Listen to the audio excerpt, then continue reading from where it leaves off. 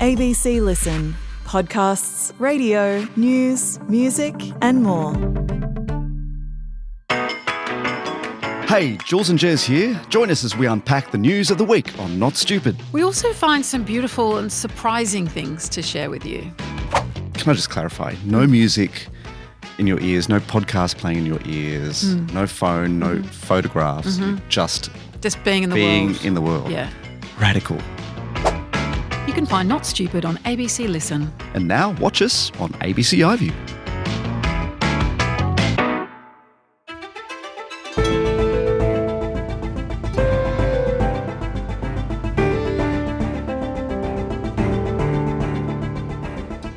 If you happen to visit Washington, D.C. anytime soon, you could notice troops and even armoured vehicles on the streets. No, America is not at war. Donald Trump has deployed hundreds of members of the US National Guard to crack down on crime. Today, Geoff Kabaservice from the centre-right think tank, the Niskanen Center in Washington, on whether D.C. is really that dangerous and what Trump hopes to achieve. I'm Sam Hawley on Gadigal land in Sydney. This is ABC News Daily.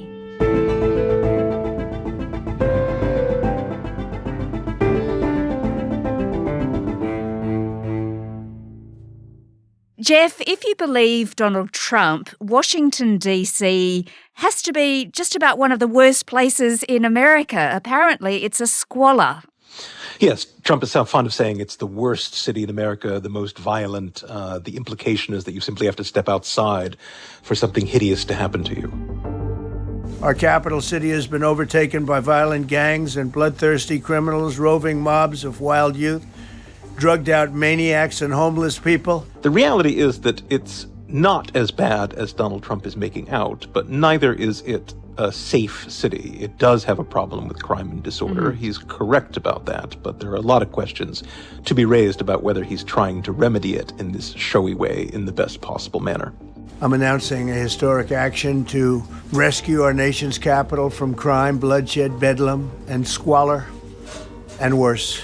This is Liberation Day in D.C., and we're going to take our capital back. We're taking it back.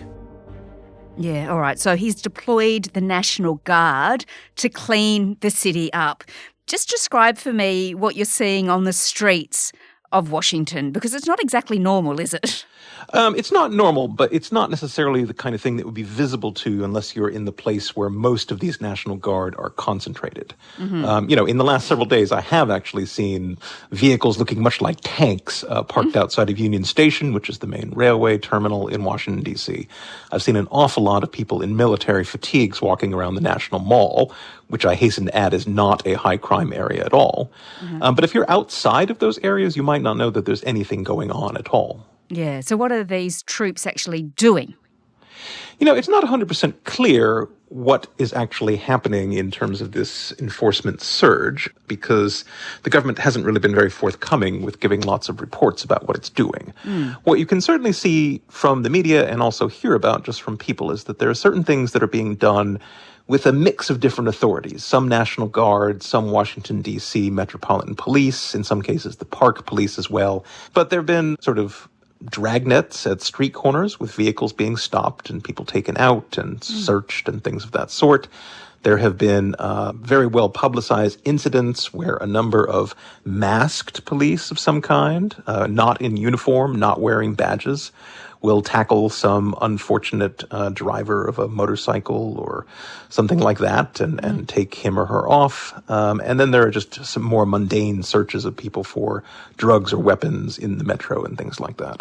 So what are the National Guard numbers like? They're increasing, aren't they? Trump's sending more into Washington, D.C. And I see there's debate over whether they should actually be armed.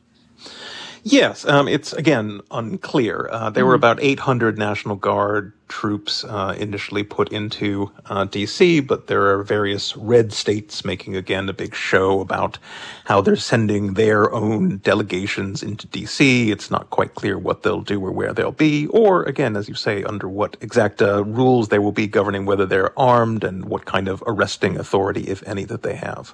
All right. Well, Geoff, we know this is a move Donald Trump also made in LA during the protest there. He sent the National Guard in, much to the disgust of the California governor, Gavin Newsom. Democracy is under assault before our eyes. These are the men and women trained for foreign combat, not domestic law enforcement. We honor their service. We honor their bravery. But we do not want our streets militarized by our own armed forces. But this time it is quite different, and let's discuss why that is in a moment. But let's just briefly think about how this all began. It did seemingly start because of this attempted carjacking of a DOJ employee. Just tell me about that. Well, yes, you left out the punchline, which is that this person is best known by his nom de plume, which is big balls. But, I wanted you to say that, not me. That's right, Geoff. Yeah. You're making me do the heavy lifting here. But yes, Big Balls and his girlfriend were out in part of the entertainment district of D.C. at 3 o'clock on what had been a Saturday and then turned into a Sunday morning.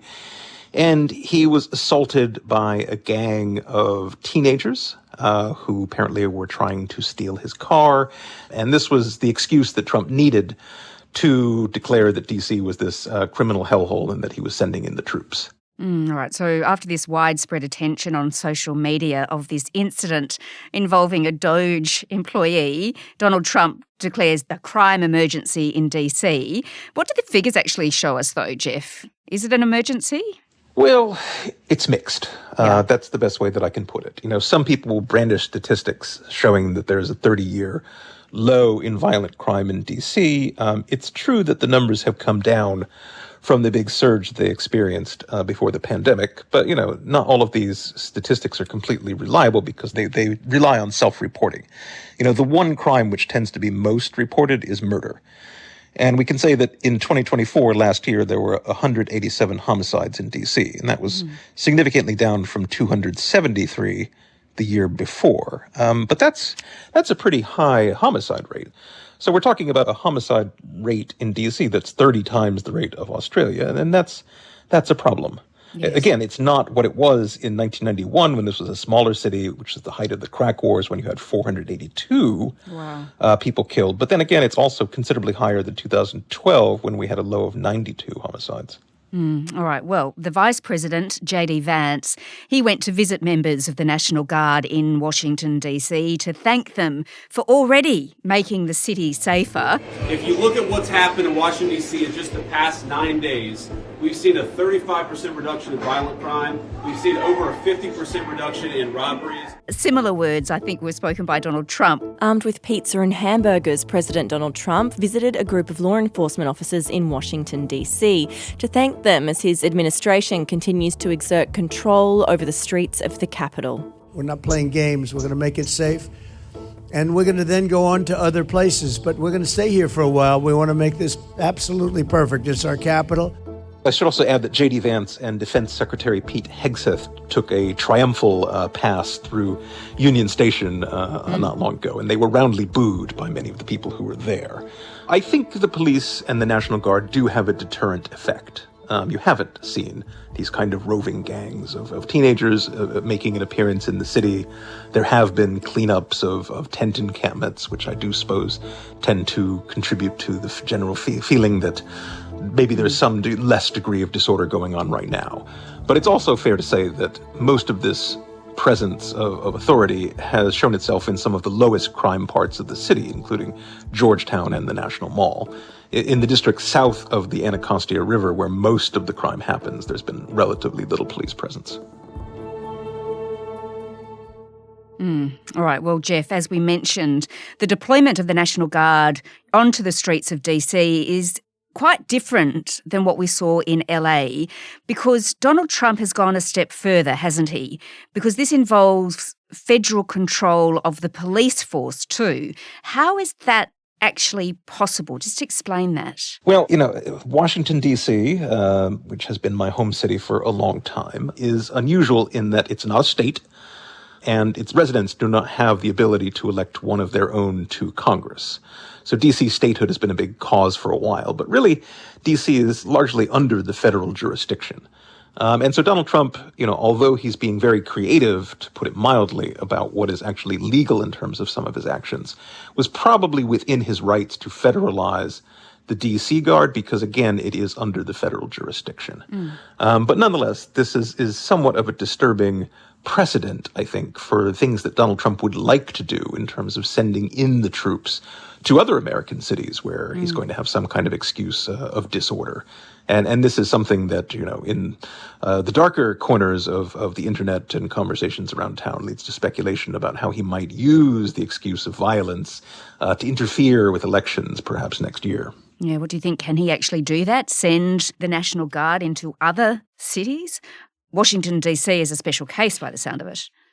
Washington, D.C. is very much a special case. He sent troops into L.A., again, on somewhat of a pretext. Most of those troops, thankfully, got bored with what they were doing, and they didn't have much to do, and they got pulled out.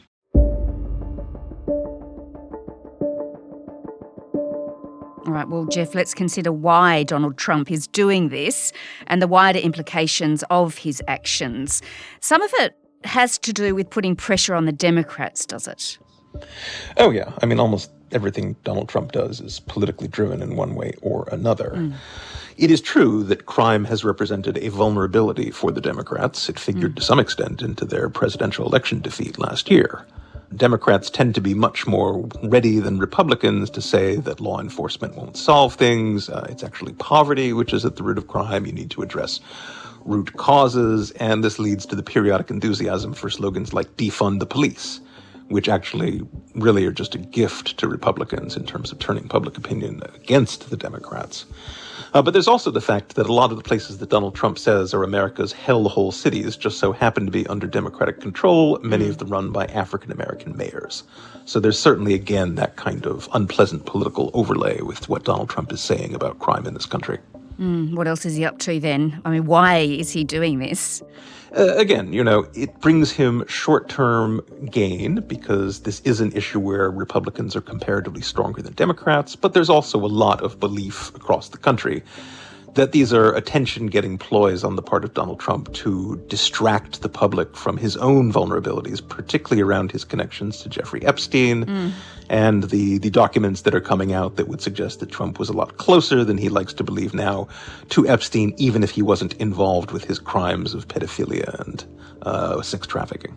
All right, yes, it all seems to come back to Jeffrey Epstein. It all does.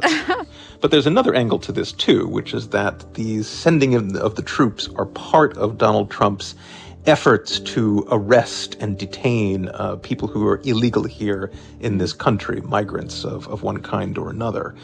And that this is the excuse that's going to be used to extend a police or National Guard or military presence to other American cities where you do, in fact, find large numbers of immigrants. But also this comes in the context of the One Big Beautiful Bill, which passed Congress recently, which gave an enormous sum of money, billions of dollars, to make ICE the largest federal law enforcement agency in the country. And again, untold billions being spent on detention centers for these unfortunates. And that this move in D.C. may again be prelude to a larger move elsewhere around the country. Well, Geoff, just tell me then, when a president acts in this manner, do you think that there could be lasting consequences? Because it is upending normal practice, isn't it? It very much is. And, essentially Donald Trump is really coming to be a kind of imperial president that we have not seen in our history, or at least for several centuries. He's definitely polarizing the country in a way that is very unhelpful. And he also, again, is sort of militarizing the whole dimension of political polarization in ways that could be very dangerous. Again, these troops that are being sent in might not have arresting authority, but this is not to say that they are going to be unarmed and that those guns won't be used. And there is, again, suspicion that Trump is actually seeking this kind of confrontation and violent outbreak that would allow him to do even more aggressive actions and militarization of the country. So there's a lot to be worried about in this. There's a lot of worry about precedent, as you say, in terms of Trump arrogating to himself the military, There are ICE vehicles around town that actually have Donald Trump's name on them, suggesting that ICE might actually be a kind of presidio guard for Trump. And that, again, is a very unhealthy development in our history.